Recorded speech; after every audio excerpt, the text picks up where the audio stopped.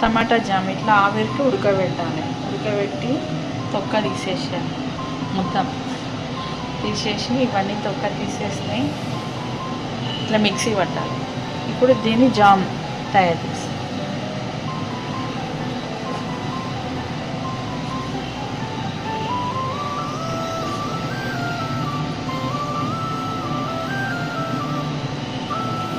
Mixie పట్టాలి. టమాటా jam పొట్టు తీసేసి ఇట్లా మిక్సీ పట్టాలి. ఫస్ట్ పట్టి అవి ఉడకబెట్టినాక ఇట్లా మిక్సీ పట్టేసి చెప్పు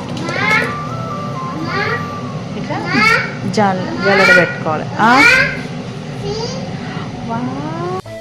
ఇట్లా మొత్తం ఎత్తులు ఏమైనా పొట్టు ఉన్నా వచ్చేస్తుంది. ఇది ఇట్లా ఫిల్టర్ చేసేయాలి. టమాటాని చేసినాక అప్పుడు స్టవ్ మీద పెట్టి దాన్ని దగ్గరికి రానియాలి. టమాటా జామ్.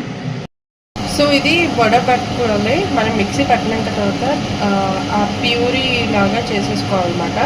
సో దానికన్నా ముందు ప్రాసెస్ వచ్చేసి మనము స్ట్రెయిన్ చేసుకోవాలి. మొత్తము ఆ విత్తులు కానీ లేకపోతే టమాటా తొక్కు కానీ ఉండొద్దు.